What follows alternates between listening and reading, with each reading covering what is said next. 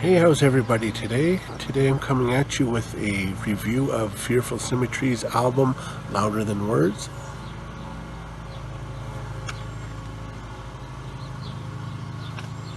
How is the album? Come back and let's find out.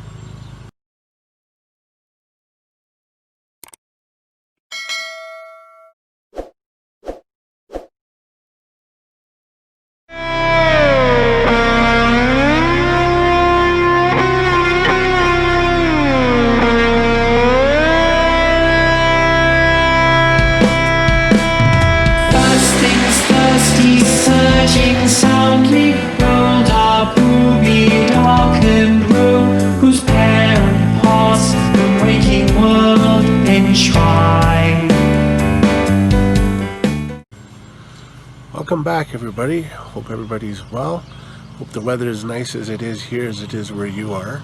It's about 25 above, nice little breeze. It's a perfect day. So I thought, let's do this review outside and see how it turns out. Let's hope it turns out well.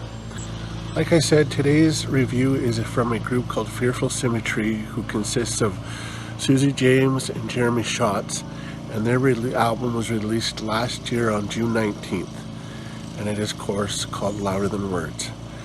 In addition, they have many guest musicians accompanying them on the album, and the album is inspired by British poet William Blake. I don't know anything about William Blake. I apologize, I should have done a little research, but I know this is based on his poetry. The first track and the title track on the album is a song called Louder Than Words. Right away, I hear a lot of similarities between David Bowie, some of his early stuff from around Hunky Dory, I would say, as well as some early Genesis.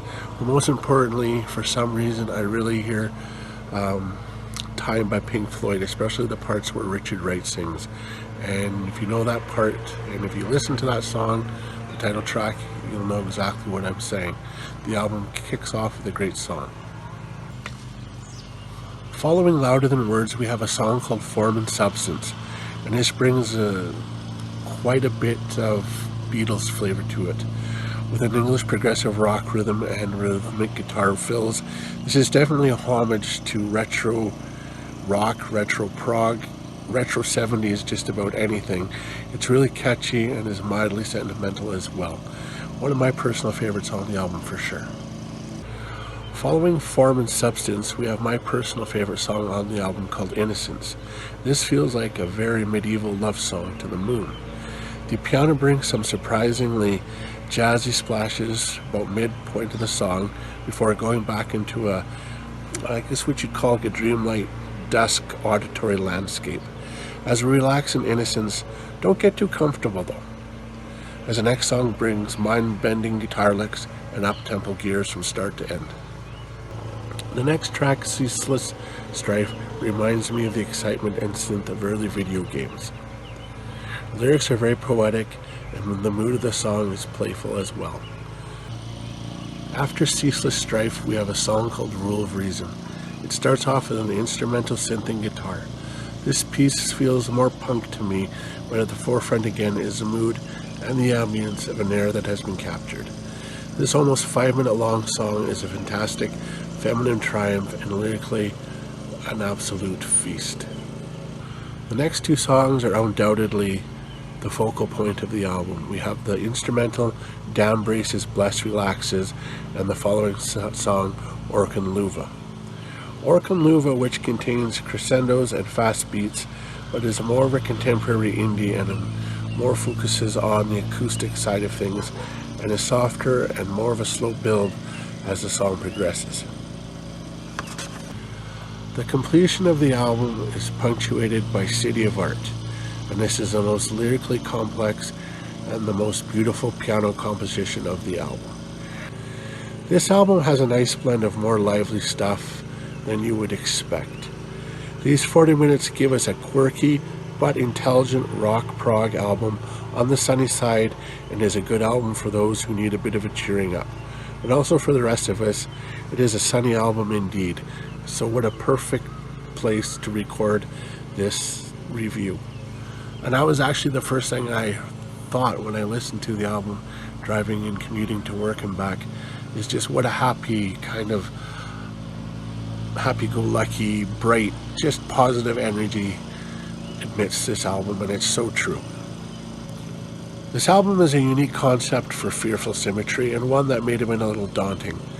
They add complexity and nuance, and you can definitely feel the influence of their favorite bands, eras, and they all stick them and melt them into one cohesive unit and end product. For everyone more interested in retro prog, with just rock indulgence and a bit of highbrow lyricism, this album will be a delight to your ears. But as a final rating, I give it a 78%. And thank you for Susie for reaching out to me and asking if I wanted to review this. I think this is a fantastic album, and I hope to enjoy it for years to come. Alright, as usual, here is the copy, and they were nice enough to autograph it and sign it for me. Always appreciate that. It just, I don't know, just it's the cherry on the top of the pie or cake or whatever pastry you want it to be on. There's the back there.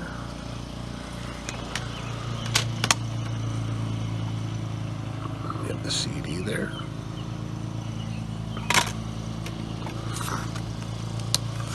Have a look at this. I don't know how well it's going to show, but I'll show it anyway.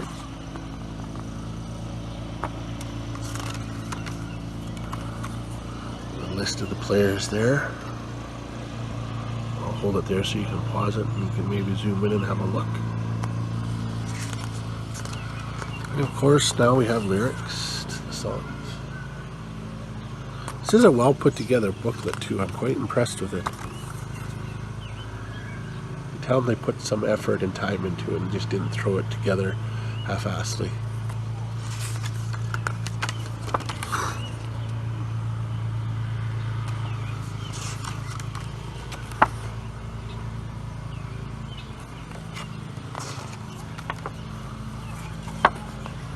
Some tech issues and thank yous there. And that, of course, is the back. Well, I've enjoyed this album, and we'll see each other soon. Take care, and as always, take care of each other. Good night.